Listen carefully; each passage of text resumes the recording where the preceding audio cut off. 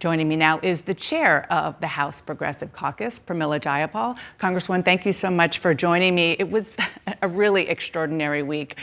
I have covered Washington for a long time, and this is the first time I have seen progressives have the numbers and the power and the will to use that power to hold the line on the issues that you're pushing. What do you think this week says about the progressive wing of the Democratic Party? Well, Dana, it's great to see you and great to be with you.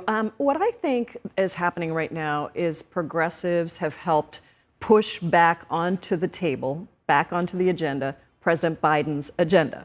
I mean, this is really what happened.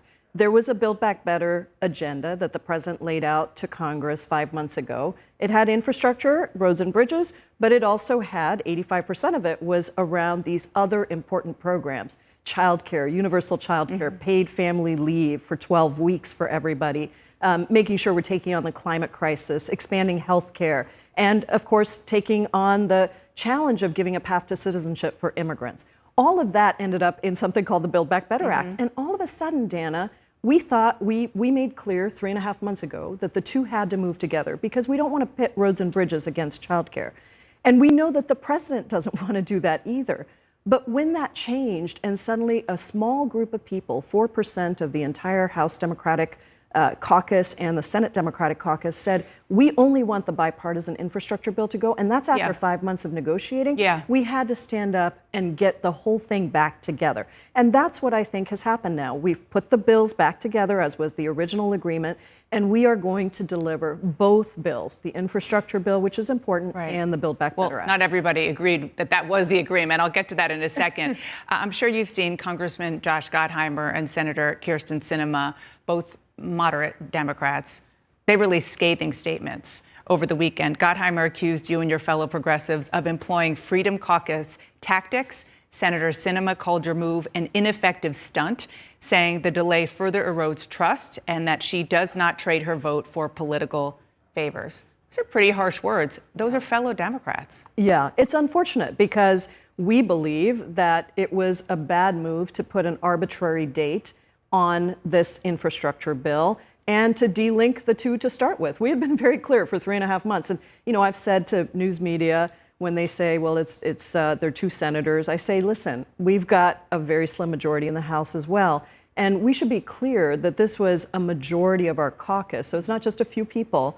We had over 60 votes, and that number was increasing, of people who were desperately committed to the idea that we're not leaving anybody behind. Right. But at least Senator Sinema is opposed to some of the substance of what you're pushing. And with the 50-50 Senate, you have leverage in the House. They have leverage in the Senate. So now the pressure is on for you to deliver. And you know that, I'm sure. I want to talk about negotiations. Some top Democrats and White House officials are floating a $2.1 trillion package, a lot smaller than what you are currently at, $3.5 trillion. Are you open to $2.1 trillion? Well, what we've said from the beginning is it's never been about the price tag. It's about what we want to deliver. The price tag comes out of that. So we understand that the 3.5 we thought was negotiated already is clearly not negotiated. We understand we have to get 50 senators on board and we have to keep everyone in the House on board. And so we are now going back to make sure what is the way that we can get all of the critical programs that we had identified, those things I talked to you about, childcare, paid leave, climate. And I'm going to get to that in a second. How do we get all of those things in, but perhaps for a shorter period of time, and be able to get then to the number from that? The critical thing is let's get our priorities in, and then we'll figure out what it actually costs. And I understand that, but there is a lot of focus, and a lot of the negotiating is on that top line number. For example, is $2.1 trillion your absolute floor? We're not thinking about the number. And the president said this to us, too. He said, don't start with the number. Start with what you're for, and that's what he's asked them for. And then let's come to the number from there. So that's how we're thinking about it. And that makes sense. But you have been looking at this for a long time. You have been looking at the policies and what it adds up to and how you can do it. I mean, this is what your focus has been almost solely. So I'm sure have looked at whether or not you can do what you want to do for $2 trillion. Well, we don't know what the number is yet. There's no number on the table yet that is everyone has agreed to. It's not like they've come to us and said, I don't feel the need to give a number because I gave my number. It was 3.5. So if you're in a negotiation, you need to have a counteroffer before you bid against yourself. So if we're not looking at numbers, what about 1.5, like what Senator Manchin that's not going to happen. So it's going to be somewhere. Why won't it add up to that because number? That's too small to get our priorities in. So it's going to be somewhere, between 1.5 and 3.5.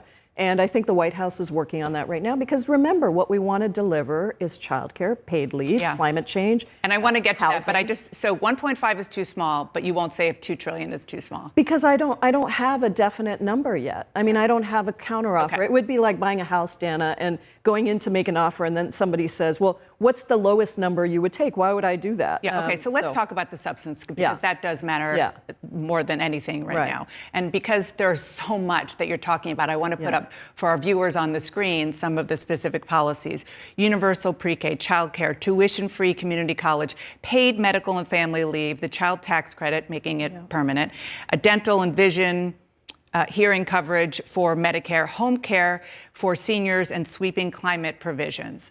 So looking at all of that, Congresswoman, what is your strategy to negotiate? Are you thinking about keeping all of those programs in and just making the time that you're going to allow them to be out there shorter? Are you going to cut some of those programs?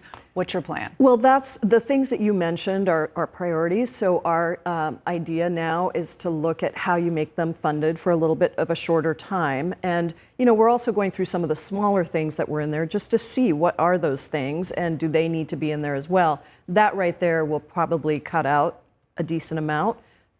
Small things that were in there or things that we might be able to fund through an appropriations process. So we're going through and looking at all of that. What do you think could be cut we're not quite there yet in terms of but there are a lot of items that were, $2 billion, $3 billion that if you put them all together, they add up to a bigger number.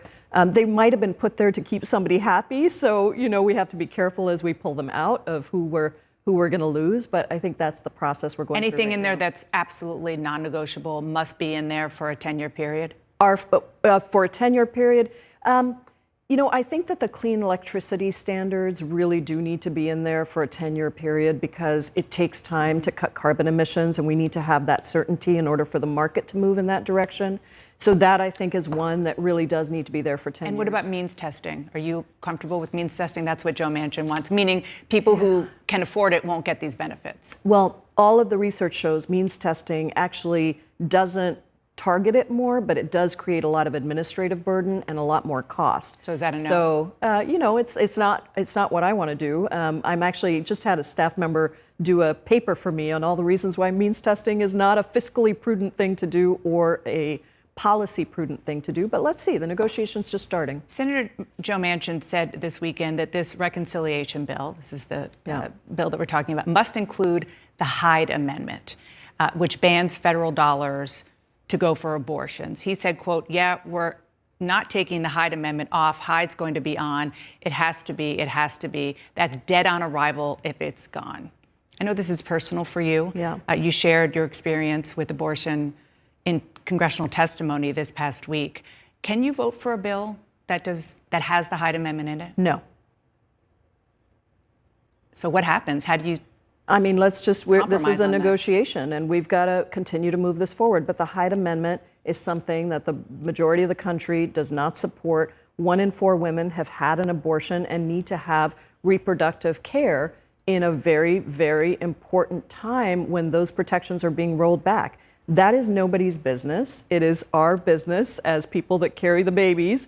And, we have to be able to make those choices during our pregnancies. So just to be clear, you want to have, in this legislation, you want to allow federal dollars to be spent for abortion? No, none of the dollars here are going for that. I mean, we already have. That's what the Hyde Amendment bans. So how would Well, I think the reality is, I think what he is asking for, from my understanding, is something even more than that. And so let's just continue to see where we are. But I think the important thing here is this is the beginning of a negotiation. Okay. Thank you so much for coming in. Thank you. I really appreciate it. Yeah.